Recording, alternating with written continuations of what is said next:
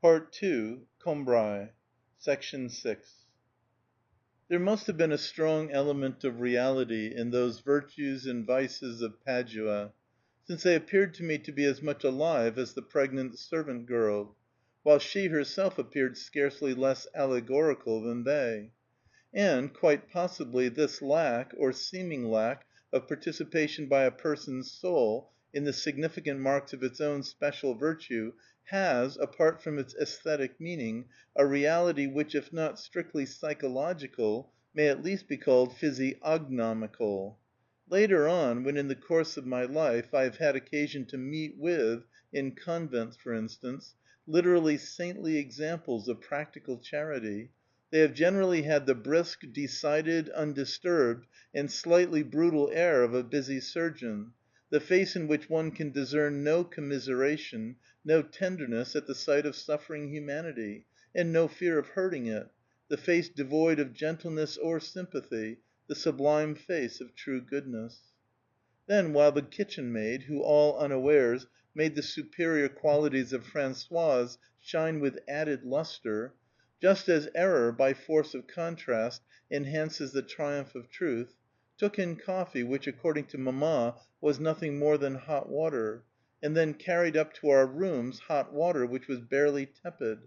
I would be lying stretched out on my bed, a book in my hand, in my room which trembled with the effort to defend its frail, transparent coolness against the afternoon sun, behind its almost closed shutters, through which, however, a reflection of the sunlight had contrived to slip in on its golden wings, remaining motionless between glass and woodwork, in a corner, like a butterfly poised upon a flower. It was hardly light enough for me to read, and my feeling of the day's brightness and splendor was derived solely from the blows struck down below in the Rue de la Cure by Camus, whom Françoise had assured that my aunt was not resting, and that he might therefore make a noise, upon some old packing cases from which nothing would really be sent flying but the dust, though the din of them, in the resonant atmosphere that accompanies hot weather, seemed to scatter broadcast a rain of blood-red stars, and from the flies who performed for my benefit in their small concert, as it might be the chamber music of summer, evoking heat and light quite differently from an air of human music, which, if you happen to have heard it during a fine summer, will always bring that summer back to your mind. The fly's music is bound to the season by a closer, a more vital tie, born of sunny days, and not to be reborn but with them, containing something of their essential nature. It not merely calls up their image in our memory, but gives us a guarantee that they do really exist, that they are close around us, immediately accessible. This dim freshness of my room was to the broad daylight of the street what the shadow is to the sunbeam, that is to say, equally luminous, and presented to my imagination the entire panorama of summer, which my senses, if I had been out walking, could have tasted and enjoyed in fragments only, and so was quite in harmony with my state of repose, which, thanks to the adventures related in my books which had just excited it, bore, like a hand reposing motionless in a stream of running water, the shock and animation of a torrent of activity and life. But my grandmother, even if the weather, after growing too hot, had broken, and a storm or just a shower had burst over us, would come up and beg me to go outside. And as I did not wish to leave off my book, I would go on with it in the garden, under the chestnut tree, in a little sentry box of canvas and matting, in the farthest recesses of which I used to sit and feel that I was hidden from the eyes of any one who might be coming to call upon the family. And then my thoughts, did not they form a similar sort of hiding hole, in the depths of which I felt that I could bury myself and remain invisible even when I was looking at what went on outside? When I saw any external object, my consciousness that I was seeing it would remain between me and it, enclosing it in a slender incorporeal outline which prevented me from ever coming directly in contact with the material form, for it would volatilize itself in some way before I could touch it, just as an incandescent body which is moved towards something wet never actually touches moisture, since it has always preceded itself by a zone of evaporation. Upon the sort of screen, patterned with different states and impressions, which my consciousness would quietly unfold while I was reading, and which ranged from the most deeply hidden aspirations of my heart to the wholly external view of the horizon spread out before my eyes at the foot of the garden, what was from the first the most permanent and the most intimate part of me, the lever whose incessant movements controlled all the rest, was my belief in the philosophic richness and beauty of the book I was reading, and my desire to appropriate these to myself, whatever the book might be. For even if I had purchased it at Combray, having seen it outside Bourrange's, whose grocery lay too far from our house for Françoise to be able to deal there, as she did with Camus, but who enjoyed better custom as a stationer and bookseller, even if I had seen it, tied with string to keep it in its place in the mosaic of monthly parts and pamphlets, which adorned either side of his doorway, a doorway more mysterious, more teeming with suggestion than that of a cathedral, I should have noticed and bought it there simply because I had recognized it as a book which had been well spoken of in my hearing by the schoolmaster or the school friend who, at that particular time, seemed to me to be entrusted with the secret of truth and beauty, things half felt by me, half incomprehensible, the full understanding of which was the vague but permanent object of my thoughts. Next to this central belief, which, while I was reading, would be constantly a motion from my inner self to the outer world, towards the discovery of truth, came the emotions aroused in me by the action in which I would be taking part, for these afternoons were crammed with more dramatic and sensational events than occur often in a whole lifetime. These were the events which took place in the book I was reading. It is true that the people concerned in them were not what Françoise would have called real people. But none of the feelings which the joys or misfortunes of a real person awake in us can be awakened except through a mental picture of those joys or misfortunes. And the ingenuity of the first novelist lay in his understanding that, as the picture was the one essential element in the complicated structure of our emotions, so that simplification of it which consisted in the suppression, pure and simple, of real people, would be a decided improvement.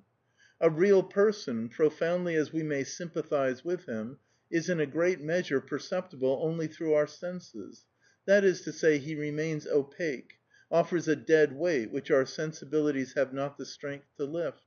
If some misfortune comes to him, it is only in one small section of the complete idea we have of him that we are capable of feeling any emotion. Indeed, it is only in one small section of the complete idea he has of himself that he is capable of feeling any emotion either. The novelist's happy discovery was to think of substituting for those opaque sections, impenetrable by the human spirit, their equivalent in immaterial sections, things, that is, which the spirit can assimilate to itself; after which it matters not that the actions, the feelings, of this new order of creatures appear to us in the guise of truth, since we have made them our own, since it is in ourselves that they are happening, that they are holding in thrall, while we turn over feverishly the pages of the book, our quickened breath and staring eyes.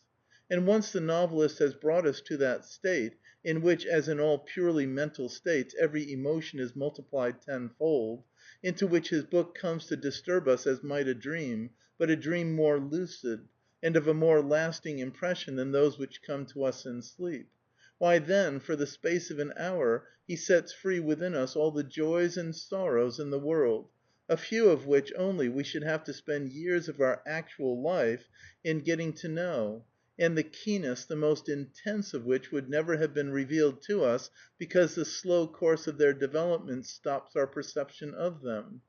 It is the same in life. The heart changes, and that is our worst misfortune; but we learn of it only from reading or by imagination. For in reality its alteration, like that of certain natural phenomena, is so gradual that, even if we are able to distinguish successively each of its different states, we are still spared the actual sensation of change.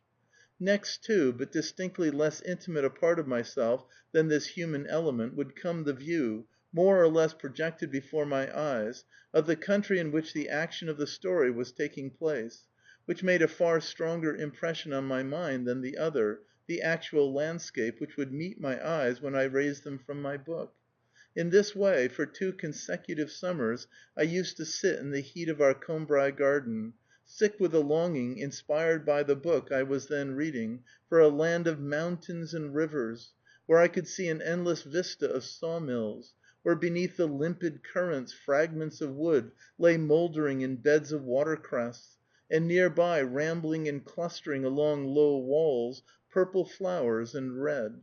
And since there was always lurking in my mind the dream of a woman who would enrich me with her love, that dream in those 2 summers used to be quickened with the freshness and coolness of running water. And whoever she might be, the woman whose image I called to mind, purple flowers and red would at once spring up on either side of her like complementary colors.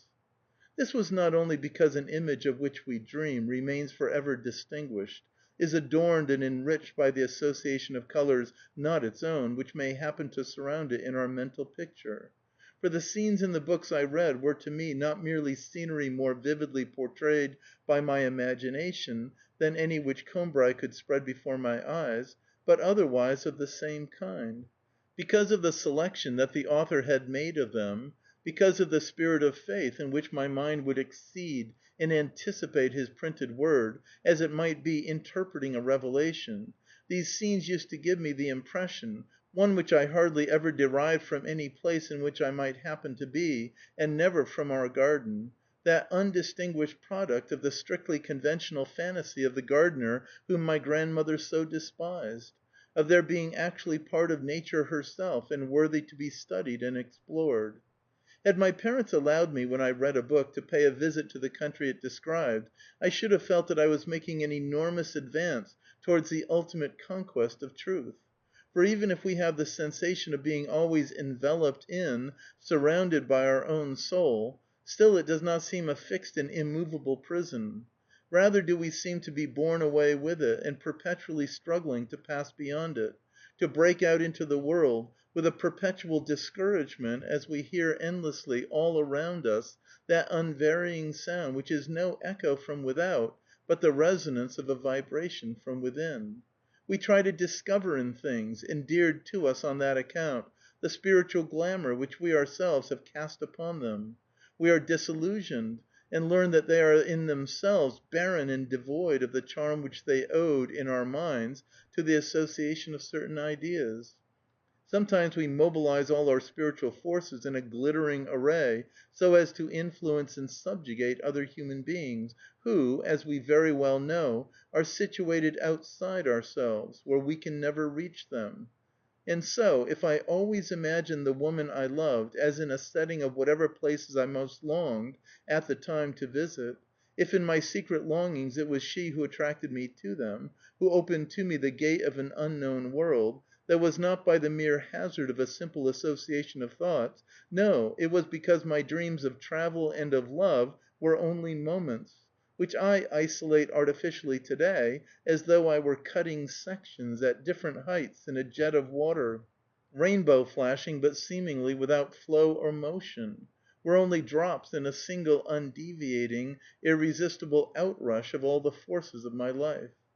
And then, as I continue to trace the outward course of these impressions from their close-packed, intimate source in my consciousness, and before I come to the horizon of reality which envelops them, I discover pleasures of another kind, those of being comfortably seated, of tasting the good scent on the air, of not being disturbed by any visitor, and, when an hour chimed from the steeple of St. Hilaire, of watching what was already spent of the afternoon fall drop by drop, until I heard the last stroke which enabled me to add up the total sum, after which the silence that followed seemed to herald the beginning, in the blue sky above me, of that long part of the day still allowed me for reading, until the good dinner which Françoise was even now preparing should come to strengthen and refresh me after the strenuous pursuit of its hero through the pages of my book. And, as each hour struck, it would seem to me that a few seconds only had passed since the hour before, The latest would inscribe itself close to its predecessor on the sky's surface, and I would be unable to believe that 60 minutes could be squeezed into the tiny arc of blue which was comprised between their two golden figures. Sometimes it would even happen that this precocious hour would sound 2 strokes more than the last, that there must then have been an hour which I had not heard strikes; something which had taken place had not taken place for me. The fascination of my book, a magic as potent as the deepest slumber, had stopped my enchanted ears, and had obliterated the sound of that golden bell from the azure surface of the enveloping silence. Sweet Sunday afternoons beneath the chestnut tree in our Combray garden, from which I was careful to eliminate every commonplace incident of my actual life, replacing them by a career of strange adventures and ambitions in a land watered by living streams. You still recall those adventures and ambitions to my mind when I think of you, and you embody and preserve them by virtue of having little by little drawn round and enclosed them, while I went on with my book, and the heat of the day declined, in the gradual crystallization, slowly altering in form, and dappled with a pattern of chestnut leaves, of your silent, sonorous, fragrant, limpid hours. End of Part II, Section 6.